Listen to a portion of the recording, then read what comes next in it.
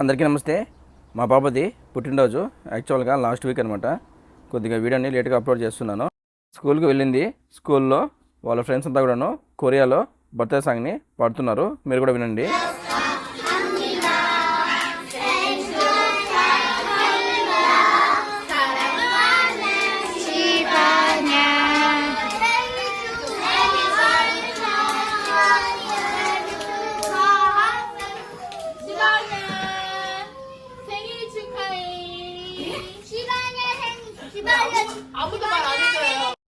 Birthday స్పెషల్గా మా పాపని నార్త్ ఈస్ట్లో ఉండే ఒక బీచ్లో ఉండే ఒక సిటీకి తీసుకెళ్తున్నాను, గ్యాంగ్యాంగ్ అని. ఈ సౌల్ సిటీలో నుండి ఆ సిటీకి, గ్యాంగ్యాంగ్ అనే సిటీకి 160 కిలోమీటర్స్ ఉంటుంది. కేటీఎక్స్ ట్రైన్లో అయితే 1:30 నిమిషాల్లో వెళ్ళిపోవచ్చు. అక్కడ ట్రైన్ వస్తాను చూడండి.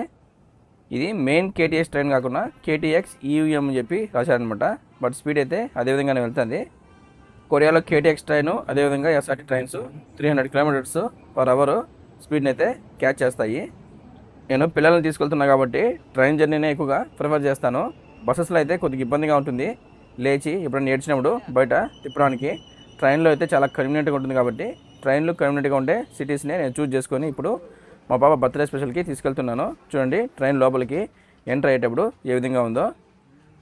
మేము ఒక పెద్ద ట్రావెల్ బ్యాగ్ని తీసుకున్నాం అనమాట. ఆ బ్యాగ్ని పెట్టడానికి కూడాను ఇలా పక్కన స్పేస్ ఉంటుంది. ప్రతి ఒక్క బోగిలో కూడాను ఇలా ఉంటుంది. ఎయిర్పోర్ట్ రైల్ రోడ్లో అయితే ఏ విధంగా ఉంటుందో అదేవిధంగానే ఇక్కడ ఈ ట్రైన్లో ఉందన్నమాట. ఇక్కడ ఎవరన్నా ఫిజికలీ ఛాలెంజ్ వాళ్ళు కూడాను వీల్ చైర్ పెట్టడానికి అక్కడ ప్లేస్ ఉంది. చూడండి మేము సీట్లో వచ్చి కూర్చున్నాము. మా బాబు బాగా ఎగ్జైట్ అవుతూ ఉంది. ఈ ట్రైన్లో ఇంతవరకు ఇప్పుడు ట్రావెల్ చేయలేదు. నేనైతే ఇంతకుముందు ఒకసారి వెళ్ళాను. 4 గంటల సేపు కాబట్టి ఇట్లా తిరిగి చూసే లోపలనే టైం అయిపోతుంది. యాక్చువల్గా ఈ ట్రైన్ మొత్తం కూడా వెళ్ళేటప్పుడు మొత్తము టన్నెల్స్ వెళ్తూ ఉంటుంది. చాలా కొండలు ఉంటాయి. మొత్తము ఈ నార్త్ ఈస్ట్లో మొత్తం పెద్ద పెద్ద కొండలే అనమాట. లక్కీగా ఈ సిటీకి అయితే వీళ్ళు ట్రైన్ వేశారు. దీనిపైన ఇంకో సొక్సో సిటీ ఉంటుంది, అక్కడికైతే ట్రైన్ లేవన్నమాట. చూడండి వచ్చేసాము గ్యాంగ్యాంగ్ అనే సిటీకి. చాలా బాగుంటుంది. వీళ్ళు సిటీలు అన్నీ కూడాను చాలా ఈవెన్గా బాగా డెవలప్ చేశారనమాట. ఇక్కడ టూరిస్టులు ఎక్కువగా వస్తుంటారు కాబట్టి వాళ్ళ కోసము ఇంగ్లీష్లో కూడాను హెల్ప్ చేయడానికి ఇక్కడ కౌంటర్స్ ఉన్నాయి. అక్కడే ట్రావెల్ మ్యాప్ కూడా ఇచ్చేస్తారనమాట. నేను మళ్ళీ ట్యాక్సీ తీసుకొని మా రూమ్ దగ్గరికి వెళ్తున్నాను. ఇక్కడ పెన్షన్ అని అంటారు. పెన్షన్ అంటే మనమే వండుకొని తినచ్చు. అక్కడ ఒక పెద్ద బిల్డింగ్ కనబడుతుందా, అది పెద్ద ఫేమస్ అనమాట. ఇక్కడ బీచ్ చాలా ఎక్కువగా ఉంటుంది అనమాట. ఇక్కడ సుమారుగా పోయేంత దూరం కూడాను బీచెస్ చాలా బాగుంటాయి. నీళ్ళు కూడా చాలా బాగుంటాయి. మేము బీచ్ పక్కన వెళ్తున్నాము ఇప్పుడు. నేను ఇంతకుముందు ఇక్కడికి వచ్చాను కాబట్టి నాకు కొద్దిగా తిరగడానికి కొన్ని తెలిసిన ప్లేసులు చాలా ఉన్నాయి కాబట్టి నేను మా బాబుని బాగా తిప్పచ్చు అనుకుంటున్నాను. ఇప్పుడు నేను బుక్ చేసినటువంటి పెన్షన్ కూడాను ఈ బీచ్ పక్కనే ఉంది. సబ్వేలో అదే ట్రైన్ దగ్గర నుండి ఈ పెన్షన్ దగ్గర రావడానికి ఒక 20 మినిట్స్ పట్టిందంటే. కొద్దిగా ట్రాఫిక్ ఉంది మధ్యలో, లేకపోతే ఇంకా త్వరగా వచ్చేయచ్చు. చూడండి లక్కీగా మాకు వర్షం లేదు. యాక్చువల్గా నేను ఒక 1.5 మంత్ ముందే ఈ సిటీలో ఉన్నటువంటి పెన్షన్ని బుక్ చేశాను అనమాట. ఎందుకంటే దగ్గరకు వచ్చే కొద్దీ ప్రైస్ పెరిగిపోతుంటాయి. సమ్మర్లో ఈ గాంగ్వాన్ ప్రావిన్స్ అనేది కొరియాలో చాలా పెద్ద ఫేమస్ ప్లేస్ అనమాట. చూడండి నేను బుక్ చేసినటువంటి పెన్షన్ ఎదురుగా కనబడుతున్నది. ఇంకా లోపల ఏ విధంగా ఉంటుందో చూపిస్తాను. చూడండి ఎంటర్ అవ్వగానే ఇక్కడ బాత్రూమ్స్ ఉన్నాయన్నమాట. చూడండి బాగా నీట్గానే ఉన్నది. ఇంకా లోపలికి ఎంటర్ అవ్వగానే ఈ ఎలక్ట్రిక్ స్టవ్ ఉంది. నా చేతిలో కవర్ ఇచ్చారు చూసారా, అది ఫుడ్ వేస్ట్ వేయడానికి అనమాట పెట్టింది. ఇంకా లోపల గిన్నెలు కూడాను ఒక 3-4 రకాలు ఉన్నాయి. ఇంక ఈ పక్క అయితే ఈ పక్క ఏం లేదు. ఇంకా పైన కప్పులు, గ్లాసులు, ప్లేట్లు అన్నీ ఉన్నాయన్నమాట. మనము ఏదన్నా వండుకున్నవి తినడానికి. చూడండి ఇదనమాట. రోజుకి నాకు 5,000 రూపాయలు పడిందనమాట ఈ రూమ్ వచ్చిందను. ఇంకా రెఫ్రిజిరేటర్ ఉంది. అక్కడ లోపల చిన్న 2 బాక్సులు కనబడుతున్నాయి కదా, దోసపిండి అనమాట. ఇంటి దగ్గర నుంచి తెచ్చాము. పిల్లలు ఉన్నారు కాబట్టి ముందుగా మనము కేర్గా ఉండాలా. దోసపిండి తెచ్చి ఫ్రిడ్జ్లో పెట్టాను. ఇంకా రూమ్లోంచి బయట వస్తానే చిన్న బాల్కనీ ఉంది. బాల్కనీలో నుంచి ముందర చూస్తానే సముద్రం బాగా కనబడుతుంది. ఇంకా ఈ పెన్షన్ వాళ్ళదే చిన్న స్విమ్మింగ్ పూల్ కూడా ఉంది. చూడండి పెన్షన్ చాలా బాగుంది కదా. ప్రతి ఒక్క రూమ్ కూడాను బయట బాల్కనీ ఉంది. నేను బుక్ చేసేటప్పుడే ఓషన్ వ్యూ అని చెప్పి చూసుకొని తర్వాత 2nd ఫ్లోర్లో బుక్ చేసుకున్నాను. ఇంకా కిందనే కన్వీనియన్స్ స్టోర్ అవుతుంది అనమాట, సియు. మనకి ఏదన్నా కావాలనుకుంటే అన్నీ ఇక్కడ దొరుకుతాయి. నూడిల్స్, కూల్ డ్రింక్స్ అన్నీ కూడాను, వెజిటబుల్స్ చాలా ఉన్నాయి ఇక్కడ. మామూలుగా సిటీలో అయితే ఏ విధంగా కన్వీనియన్స్ స్టోర్ ఉంటుందో అదేవిధంగా ఇక్కడ అన్నీ ఉన్నాయన్నమాట. టూరిస్టులు ఎక్కువగా వస్తుంటారు కాబట్టి ఇలాంటి కన్వీనియన్స్ స్టోర్ లేకపోతే ఇలాంటి ప్లేసుల్లో చాలా ఇబ్బంది అవుతుంది. కిమ్చి ప్రతి ఒక్కటి కూడాను ఇక్కడ చాలా ఉన్నాయి. ఇంకా వచ్చిన రోజు సాయంత్రము అలా బీచ్ దగ్గరికి మా బాబుని తీసుకెళ్ళాను. ఫంక్షన్ ముందరే కాబట్టి ఊరికే అలా వెళ్ళామన్నమాట. మేము మధ్యాహ్నము 1 గంటకి బయలుదేరినాము. ఒక 4 గంటలకల్లా ఈ ఫంక్షన్ దగ్గరకు వచ్చేసాము. కొద్దిసేపు పెన్షన్లో ఉండి అంటే రూమ్లో ఉండి మళ్ళీ బీచ్ దగ్గరికి అయితే వచ్చాను. ఇక్కడ చాలా బీచెస్ అయితే ఉన్నాయన్నమాట. అంటే క్లియర్గా ఉండే వాటర్ ఉండే బీచెస్ ఉంటాయన్నమాట. పొడవునా కూడాను చాలా బాగుంటుంది. యాక్చువల్గా కొద్దిగా ముందరికి ఒక 4-5 కిలోమీటర్ల ముందరికి వెళ్తే చిన్నపిల్లల బీచ్ కూడా ఉంటుంది. అంటే ఇంత అలలు అయితే ఉండవు. చాలా క్లియర్గా ఉండే ఒక బీచ్ కూడా ఉందన్నమాట. చూడాలి, అక్కడికి ప్లాన్ చేస్తాను, కుదిరితే వెళ్తాను అనమాట. చాలా బాగుంది. యాక్చువల్గా నేను ఇక్కడికి బుక్ చేసేటప్పుడు వర్షము రెగ్యులర్గా ఇక్కడ చూపిస్తాను అనమాట నేను వెళ్ళే రోజు, అంటే వెదర్ ఫోర్కాస్ట్లో చూస్తున్నప్పుడు. కానీ ఇక్కడికి వచ్చిన తర్వాత వర్షం ఏం లేదనమాట. యాక్చువల్గా మేము ఇక్కడికి ఎందుకు ప్రిఫర్ చేసి వస్తామంటే తెల్లవారుపూట సన్ రైజ్ అనేది చాలా బ్యూటిఫుల్గా ఉంటుంది. ఇది ఈస్ట్ సైడ్ ఉంటుంది అనమాట. ఇంకా ఈ సముద్రంలో ఇట్లా ముందరికి వెళ్ళిపోతే జపాన్ ఉంటుంది ముందర. ఒక అర్ధచంద్రాకారంలో కొరియాకి కవర్ చేసి ఉంటుంది అనమాట జపాను. మేము ఇప్పుడు నార్త్ ఈస్ట్లో ఉన్నాము. ఇంకొద్దిగా పైకి పోయే కొద్దీ సొక్చో అనే సిటీ వస్తుంది. ఆ సిటీ దగ్గర కూడా నేను ఇంతకుముందు వెళ్ళాను. ఇంకా రాత్రిపూట రూమ్లోంచి పడుకొని చూస్తుంటే చూడండి, సముద్రం ఒడ్డున కొందరు క్రాకర్స్ని కాలుస్తున్నారు. మామూలుగా కొరియాలో ఇలా రాత్రిపూట టూరిస్టులు ఎవరైనా వచ్చిన వాళ్ళు, కొరియన్స్ కానీ బయట వాళ్ళు కానీ అలా క్రాకర్స్ కాలుస్తుంటారు. ఇంకా తెల్లవారుతోనే సన్ రైజ్ అవుతుంది. తెల్లవారుజామున 5 గంటలకల్లా సూర్యుడు ఉదయిస్తాడనమాట. తెల్లారు లేచి చూశాను, 4:50 అలా లేచాను అనమాట. ఎందుకంటే వెలుగు బాగుంది కాబట్టి మెలకు కూడా వచ్చేసింది. నేను ఇప్పుడు సముద్రం దగ్గరికి మా బాబుని తీసుకెళ్తాను. ఎండాకాలం కాబట్టి సూర్యోదయం కూడా అంటే సన్ రైజ్ కూడాను చాలా ఫాస్ట్గా అయిపోతుంది. చూపిస్తాను చూడండి. ఇప్పుడు సన్ రైజ్ చాలా బ్యూటిఫుల్గా ఉంటుంది. నేను ఇంతకుముందు ఒకసారి వచ్చినప్పుడు కూడా ఇక్కడే సన్ రైజ్ చూశాను అనమాట. చాలా బాగుంటుంది. మా బాబుని నిద్ర లేపాను, ఏడ్చకుండా లేచింది. చిన్న విండు జాకెట్ ఉంటే ఉదాహరణ వేశాను, తీసుకెళ్తున్నాను. ఎవ్వరు లేరు. మీకు ఇప్పుడు టైము తెల్లవారుజామున 10-11 అయినట్టు ఉంటుంది కదా, కాదు, తెల్లవారుజామున ఇప్పుడు టైము 4:55-56 నిమిషాలు అయింది. మేము లేచి బయటకు వచ్చేసరికి ఇంకొక 5 మినిట్స్లో సన్ రైజ్ అవుతుంది అనమాట. చూడండి, ఈ రూమ్ ముందర ఫ్లవర్స్ కూడాను ఎంత బాగున్నాయో. చాలా ప్రశాంతంగా ప్లెజెంట్గా ఉంటుంది. ఇక్కడ సైకిల్ దొక్కోడానికి వెళ్ళడానికి కూడాను ఒక సైక్లింగ్ ట్రాక్ ఉంది. నేను అట్లా రోడ్డు క్రాస్ అయ్యి ఇవ్వకు వచ్చాను. ఇక్కడ సిగ్నల్స్ ఏమి ఉండవు, కొద్దిగా చూసుకొని మనం వెళ్ళాలా. మా బాబు ఇంకా అవులిస్తుంది, కొంతసేపు నన్ను ఎత్తుకో అని చెప్పింది అనమాట. కొద్ది దూరం ఎత్తుకోవచ్చి మళ్ళీ ఇక్కడ దింపాను. ఈ బీచ్ ముందరనే చూడండి చిన్నపాటి జిమ్మే ఉంది. ఎవ్వరు లేరు, చాలా ప్లెజెంట్గా ఉందనమాట. మనం జిమ్ చేసుకోవాలన్నా కూడా ఇక్కడ ప్రశాంతంగా చేసుకోవచ్చు. ఇలాంటి జిమ్నే నేను ఇంతకుముందు లాస్ట్ ఇయర్ ఎప్పుడో వచ్చినప్పుడు ఇలాంటి జిమ్ని ఇంకొక ప్లేస్లో చూపించాను అనమాట. అంటే ఇదే సిటీలోనే కొంచెం ముందరికి వెళ్ళిన తర్వాత అక్కడ ఒక జిమ్ ఉంది. ఇక్కడ వీళ్ళు జిమ్ దగ్గర టైమింగ్స్ మెన్షన్ చేశారనమాట. తెల్లవారు 9 గంటల నుంచినే స్టార్ట్ అవుతుందని. చూడండి, ఇంకా సన్ రైజ్ అవ్వలేదు, అవ్వడానికి రెడీగా ఉందన్నమాట. క్లౌడ్స్ కూడా లేవు కాబట్టి సన్ రైజ్ని మనము చాలా బాగా చూడవచ్చు అనమాట. మా బాబు కూడా ఈ డెమ్మోలు తీసుకొని ఊరికే అలా ఎక్సర్సైజ్ చేస్తూ ఉంది. యాక్చువల్గా మా పాప ఇక్కడ రావడానికి బాగా ఎగ్జైట్ అయిందన్నమాట. నేను చాలా రోజుల నుంచి చెప్తూనే ఉన్నాను, బర్త్డేకి మనము వేరే సిటీకి వెళ్తాము, బీచ్ దగ్గరికి, బాగా బీచ్లో బాగా ఆడుకుందు అని చెప్పి చెప్తూ ఉన్నాను. ఎప్పుడు పోదాము అని చెప్పి అడుగుతూనే ఉందన్నమాట. ఫైనల్గా తీసుకొచ్చాను. లక్కీగా వర్షము లేదు, క్లియర్గా ఉంది, మంచి సన్ రైజ్ కూడా చూడొచ్చు అనమాట. చూడండి, బీచ్లో ఎవరు కూడా లేరు. ఎవరైతే కొందరు సన్ రైజ్ని ఇష్టపడతారో వాళ్ళు మాత్రమే వచ్చి అక్కడ నిలబడుకున్నారు పైన. చాలా వరకు వీళ్ళు ప్లేసెస్ని బాగా నీట్గానే మెయింటైన్ చేస్తారు. అక్కడక్కడ కొందరు చెత్త పడే ఉంటారు కానీ బట్ మరీ అంత ఎక్కువైతే ఉండదన్నమాట. చాలా నీట్గానే ఉంటుంది ఎక్కడ చూసినా కూడాను. ఇదైతే ఒక చిన్న జిమ్ అనమాట. ₹1 కట్టకుండా సముద్రం ఒడ్డున మనము ఆరోగ్యాన్ని ఇంప్రూవ్ చేసుకోవచ్చు. అలాంటి జిమ్ అనమాట. చాలా బాగుంది. కరెక్ట్గా తెల్లవారుజామున 5:05 5:06 సన్ రైజు ఉందనమాట. చూడండి, ఇలా మంచి అంటే ఎటువంటి డస్ట్ లేకుండా ఉండే బీచ్లు అయితే చాలా ఉన్నాయన్నమాట ఈ గాంగ్వాన్ ప్రావిన్స్లో. కొరియాలో జేజు ఐలాండ్ తర్వాత ఈ గాంగ్వాన్ ప్రావిన్సే పెద్ద ఫేమస్ విజిటింగ్ ప్లేస్ అనమాట, టూరిస్ట్ ప్లేసు. ఫస్ట్లో పైనుండి సన్ రైజు చూపిద్దాం అనుకున్నాను, కానీ కమ్మీలను అడ్డంగా ఉన్నాయి. మా బాబు కూడా సరిగ్గా చూడలేదు కాబట్టి మళ్ళీ ఇక్కడ నుంచి కిందకి దింపేసిందను. సముద్రము ఒడ్డు దగ్గరికి వెళ్ళిపోయాను. అక్కడి నుంచి చూడండి ఎంత బాగుందో, ఎంత బ్యూటిఫుల్గా ఉందో సన్ రైజ్ అనేది. మా బాబు చిన్నగా ఉన్నప్పుడు వేరే సిటీకి, సొక్చో అనే సిటీకి, నార్త్ ఈస్ట్లో దీనికంటే ఇంకా పైన సిటీకి తీసుకెళ్ళాను అనమాట. అక్కడ కూడా నన్ను సన్ రైజ్ చూసింది, కానీ అప్పుడు చిన్న పాప అనమాట, కానీ అప్పుడు అంత క్లియర్గా తెలియదు. కానీ ఇప్పుడైతే బాగా సన్ రైజ్ని చూడడానికి బాగా ఇష్టంగా ఉందన్నమాట. ఒక పక్క చంద్రుడు కనబడుతున్నాడు, ఇంకో పక్క సూర్యుడు ఉదయిస్తున్నాడు. చూడండి, మేమైతే నిజంగా లక్కీ అనమాట. నేను సుమారుగా 1 నెల రోజుల నుంచి వర్షం పడుతుందేమో, సన్ రైజ్ చూడలేమేమో అని చెప్పి అనుకుంటుండేవాడిని. కానీ ఎటువంటి వర్షం పడలేదు. చాలా బ్యూటిఫుల్ సన్ రైజ్ కూడాను మా బాబు అయితే చూసింది బర్త్డే స్పెషల్కి. చూడండి ఎంత బాగుందో. ఈ జూలై ఆగస్టు నెలలో అయితే ఇక్కడికి విజిటర్స్ చాలా ఎక్కువగా వస్తుంటారు. మేము శుక్రవారము సాయంత్రం వచ్చాము, శనివారం ఉండి మళ్ళీ ఆదివారము మధ్యాహ్నము బయలుదేరి వెళ్ళిపోతాము. చూడండి ఎంత బాగుంది కదా చూడడానికి. అలాగే ఇక్కడ చిన్న ఊయలు కూడా ఉంది. బీచ్ పొడవునా తిరుగుతున్నాము. బీచ్ పొడవునా కూడాను ఏదో ఒకటి, ఒక చోట జిమ్, ఒక చోట ఊయల చాలా బాగున్నాయన్నమాట. ఇంకా మా బాబు కూడాను సన్ రైజ్ చూస్తూ ఊయల ఊగుతుంది. ఎంత బాగుంది కదా చూడడానికి. ఇలా ఎంతసేపు పెట్టడానికి కూడాను ఇక్కడే కూర్చునేయచ్చు, అంత బాగుంది. నేను ఇంతకుముందు ఇక్కడ వచ్చినప్పుడు ఇవన్నీ కూడాను రెడీ చేస్తున్నారు. ఇప్పటికీ బాగా మొత్తం రెడీ చేశాను అనమాట. చూడండి ఇట్లా పోయేంత దూరం కూడాను బీచెస్ ఉంటాయి, చాలా బాగుంటాయి. ఇక్కడే సీ టూర్ బస్ అని ఒకటి ఉంటుంది అనమాట, రెడ్ బస్సు. దాన్ని ఎక్కామంటే ఈ బీచ్ పొడవునా సుమారుగా 20 కిలోమీటర్లు మనల్ని తీసుకెళ్తుంది అనమాట.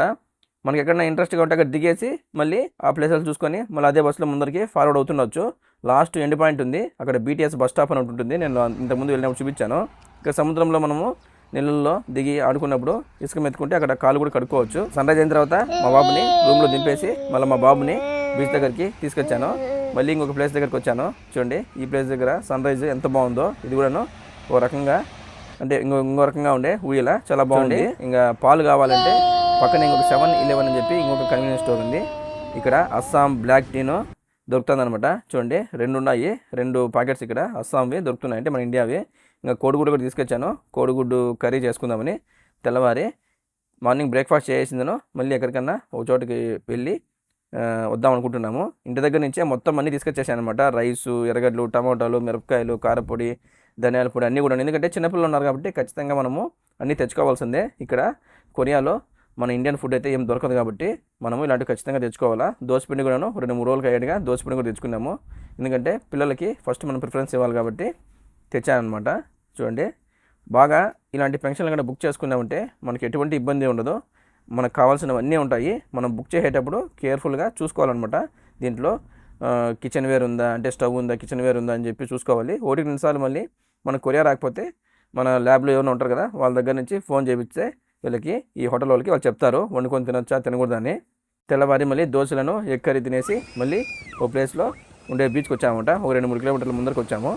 ఇక్కడ నేను ఇంతకుముందు స్టే చేసినప్పుడు ఇక్కడే ఉన్నాను అనమాట. దీని ముందరనే ఒక హోటల్ ఉంది. అప్పుడు నేను చిన్న క్యాప్సూల్ రూమ్లో ఉన్నాను. చూడండి నీళ్ళు కూడా చాలా బాగుంటాయి. ఇంకా చిన్నపిల్లల్ని తీసుకొస్తే చాలా బాగా ఎంజాయ్ చేస్తారనమాట బీచెస్లో. ఇంతకుముందు ఒకసారి నేను సొక్చో అనే సిటీకి మా బాబుని తీసుకెళ్ళినప్పుడు ఆడుకునే బొమ్మలు ఉంటాయి కదా, ఒకటి సముద్రంలో కొట్టుకు వెళ్ళిపోయింది. దాన్ని అయితే మా బాబు ఇప్పటికీ గుర్తుపెట్టుకుంది. మేము అక్కడికి వెళ్ళి సుమారుగా ఒక 2 years 2.5 years ఎప్పుడు అయిందనమాట. ఇలాంటి సమ్మర్లోనే వెళ్ళాము ఒకసారి. అప్పుడు నీళ్ళకి వెళ్ళిపోయింది. దాన్ని ఇప్పటికీ గుర్తుపెట్టుకుంటుంది పోయింది అని చెప్పి.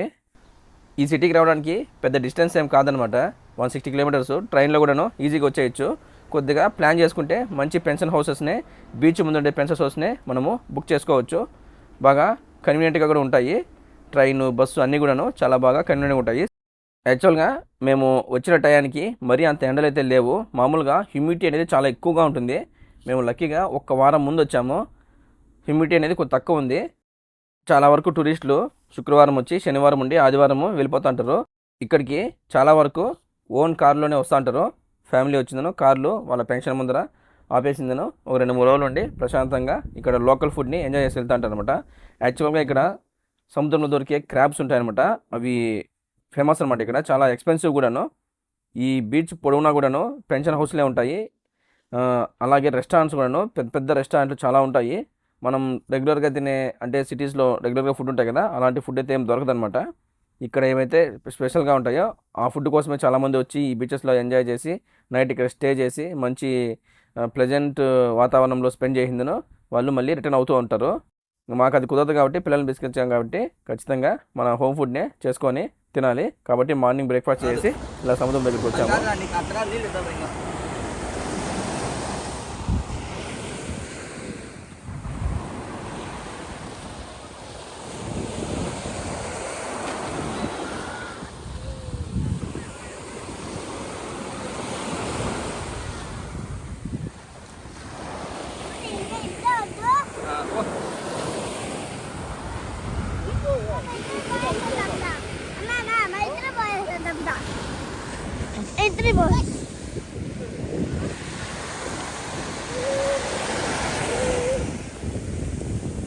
ఇంకా కొంచెం ముందరకు వెళ్దాం పదా, ఇంకా కొంచెం ముందర పదా, పదా పదా, నేనున్నా పదా. ఇప్పుడు తీసుకో ఇంకా వస్తుంది, ఇంకోసారి వస్తుంది. ఇప్పుడు తీసుకో ఇంకొంచెం ముందరకు వెళ్దాం పదా. ఉండు చాలు.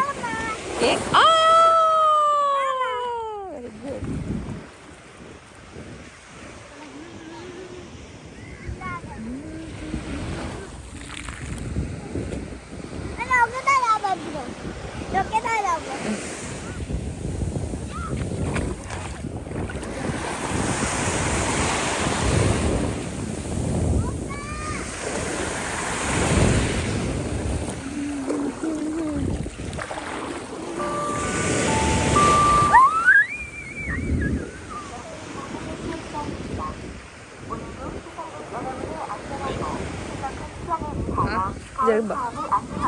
జరుగు.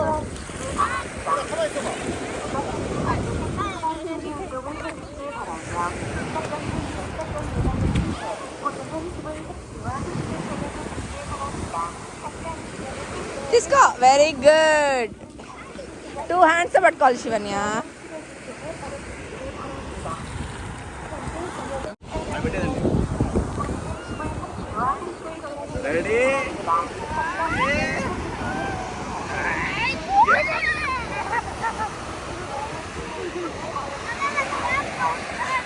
ఏం క్రాబులు ఉండవు దీంట్లో.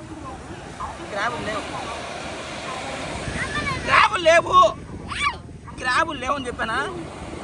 క్రాబులు లేవు. క్రాబ్ ఉండదు. క్రాబులు లేదు కన్నా అడుగు. క్రాబులు లేవు. అప్ప స్ట్రాంగ్ గా చెప్తున్నాడా? అడుగు. నీళ్ళు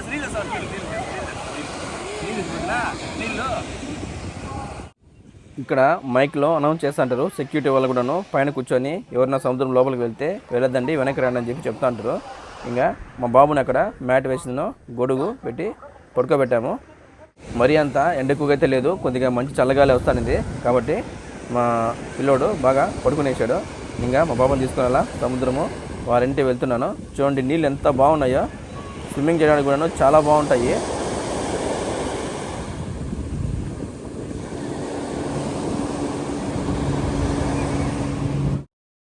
తెల్లవారి త్వరగానే నిద్ర లేచాము కాబట్టి డే కూడా చాలా ఎక్కువగా ఉంటుంది. తెల్లవారు చూపించాము సన్ రైజ్ అప్పుడు 5 గంటలకు లేచాము. 5 నుంచి రాత్రి 8 గంటల వరకు వెలుగు ఉంటుంది. మనం ఏదన్నా ఎక్కడికన్నా ప్లేసులు తిరగడానికి కూడాను బాగా ఉంటుంది అనమాట. కానీ మనం ఓపికగా ప్లాన్ చేసుకొని ముందుగానే పెట్టుకోవాలన్నమాట, ఎక్కడికి వెళ్ళాలని. ఇక్కడ ట్యాక్సీలు కూడాను చాలా ఎక్కువగా ఉంటాయి. ట్యాక్సీల గురించి అయితే ఇబ్బంది ఉండదు. కకావో ట్యాక్సీ ఉంటుంది అనమాట. ఆన్లైన్లోనే మొబైల్లో బుక్ చేస్తే మనం బుక్ చేసుకున్న పెన్షన్ హౌస్ దగ్గరికి వచ్చేస్తుంది. లేకపోతే మనం ఎక్కడుంటే అక్కడికి వస్తాయన్నమాట. చూడండి మా పాప ఎంత బాగా ఆడుకుంటుందో. ఫస్ట్లో కొద్దిగా భయపడింది, మళ్ళీ ఏం భయపడలేదు, బాగా వచ్చేస్తుంది. చూడండి నీళ్ళు ఎంత బాగున్నాయో.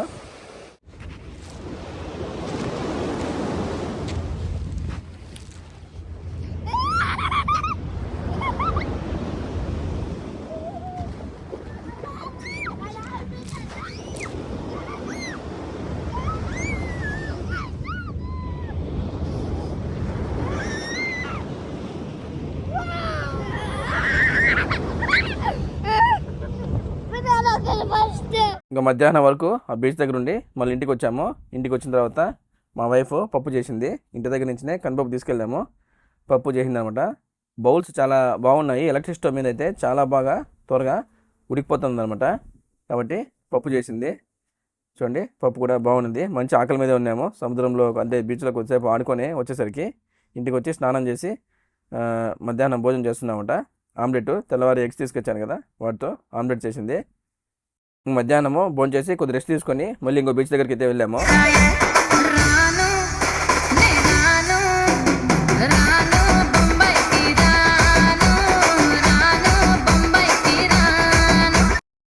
ఇక్కడైతే ఎవరు లేరనమాట. ప్రశాంతంగా మా ఫ్యామిలీ ఒక్కటే ఉంది. మా బీచ్కి దగ్గరగా ఒక 200-300 మీటర్లు అలా నడుచుకోవాల్సిన తర్వాత మ్యాట్ తీసుకొచ్చి ఆ ఇసుకలో వేసాము. మధ్యాహ్నం పూట ఎవ్వరు లేరు. మా పాప డ్యాన్స్ ఏమంటే ఎగురుతూ ఉంది. నిజంగా ఎంత ప్లెజెంట్గా ఉందంటే ఎవరు ఉండరు. ఇలాంటి టైంలోనే రావాలన్నమాట. మా వైఫ్ కూడాను చాలా బాగా హ్యాపీగా ఫీల్ అయింది. ఎవరు లేకపోయేసరికి ప్లెజెంట్గా ఈ సముద్రపు అలల యొక్క సౌండ్ వింటూ ఉంటే చాలా బాగుంది.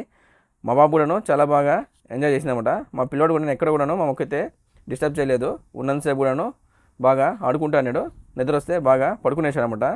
ఇంటి దగ్గర పడుకున్న దానికంటే ఇక్కడ ఇంకా చాలా ఎక్కువసేపు పడుకుంటున్నాడు. ఎందుకంటే మంచి చల్లని గాలి వస్తుంది సముద్రం దగ్గర నుంచి. ఆ సౌండ్ కూడాను చాలా ప్లెజెంట్గా ఉంటుంది కాబట్టి బాగా పడుకునేసాడు. ఇలా చక్కగా వెళ్ళిపోయినాం అనుకోండి జపాన్ దగ్గరికి వెళ్ళిపోవచ్చు. కొరియాకి 3 వైపులా నీళ్ళు ఉంటాయి కాబట్టి ఈ నార్త్ ఈస్ట్లో ఉండే ఈ బీచెస్ అయితే బాగా ఫేమస్ అనమాట. మళ్ళీ వెస్ట్లో ఉండే బీచ్లు ఉంటాయి, అక్కడ సన్ సెట్ చూడొచ్చు. నాకైతే ఈ నార్త్ ఈస్ట్లో ఉండే బీచ్లు అయితేనే చాలా ఇష్టం అనమాట. ఇప్పటికి నేను 3 టైమ్స్ ఈ సిటీకి 2 సార్లు, వేరే సిటీకి ఒకసారి వచ్చాను. నాకు ఈ బీచెస్ అంటేనే చాలా బాగా అనిపించాయి. మేము 2 నైట్స్ 3 డేస్ లెక్క వచ్చామన్నమాట. అంటే శుక్రవారం సాయంత్రంగా దిగి, అంటే 3 గంటలకు చెక్ ఇన్ అవుతుంది కొరియాలో ఎక్కడైనా కూడాను. మళ్ళీ మార్నింగ్ 11 గంటలకు చెక్అవుట్ అయిపోవాలి. మేము మధ్యాహ్నం 4 గంటలకు అలా వచ్చాము.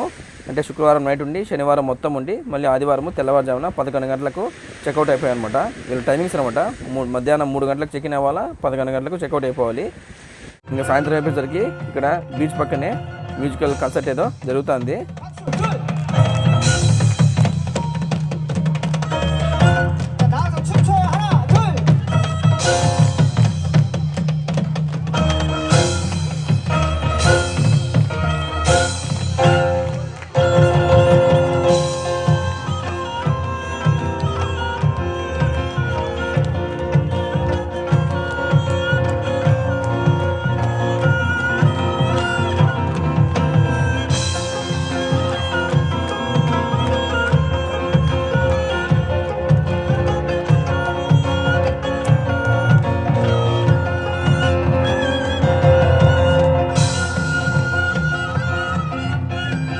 ఇంకా మళ్ళీ తిరుక్కొని తెల్లవారు చూపించాను కదా సన్ రైజ్ పాయింట్ అప్పుడు ఉండే జిమ్ని, మళ్ళీ అక్కడికి వచ్చాము. ఇప్పుడైతే జనాలు చాలామంది ఉన్నారు చూడండి. అప్పుడు చూసినప్పుడు ఒక్కరిగానే లేరు కదా, నేను మా పాప ఉన్నాము. ఇప్పుడు చాలామంది జనాలు వచ్చేసారు. మా పాప ఇక్కడ కూర్చొని కొద్దిసేపు మళ్ళీ ఈవినింగ్ టైము మంచి ఎన్విరాన్మెంట్ అయితే ఎంజాయ్ చేస్తుంది అనమాట.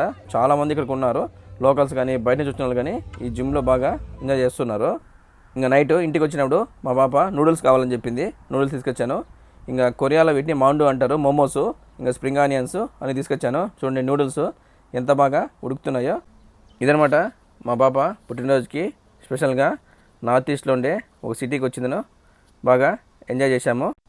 యాక్చువల్గా మా పాప నూడిల్స్ కావాలని చెప్పింది. కిందనే కన్వీనియన్స్ స్టోర్ ఉంది కదా, దాంట్లోకి వెళ్ళి తీసుకొచ్చి ఇలా నూడిల్స్ చేసుకొని తింటున్నాము.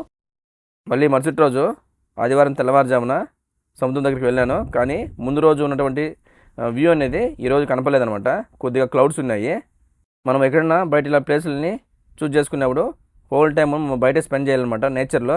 అప్పుడే మనకి చాలా బాగుంటుంది. వచ్చిన తర్వాత రూమ్లో టైం స్పెండ్ చేసామనుకోండి, మనం పెట్టిన డబ్బుకి వాల్యూ ఉండదు. ఇలా ఎక్స్ప్లోర్ చేసి నేచర్లో టైం స్పెండ్ చేస్తేనే చాలా బాగుంటుంది. ఇంకా దోసపిండి ఎక్కువగా తెచ్చాం కాబట్టి ఎగ్ దోశ చేసుకొని తినేసి మళ్ళీ బయలుదేరేస్తాము. 11 గంటలకు ట్రైన్ ఉంది.